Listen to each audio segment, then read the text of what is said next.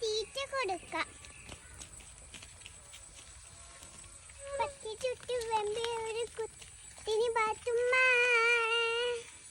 എവിടെയായിരിക്കും? നിങ്ങൾ എന്റെ ആടിന് കഞ്ഞിവെള്ളം കൊടുത്തിരുന്നോ?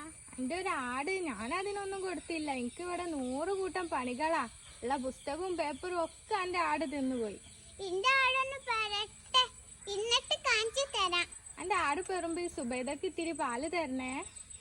ഇപ്പൊ തരാം. ഞാനൊരു അടി വെച്ച് കൊടുക്കും. എന്റെ ആടിനെ കുറ്റം പറയുകയും ചെയ്യും, എന്റെ ആടിനെ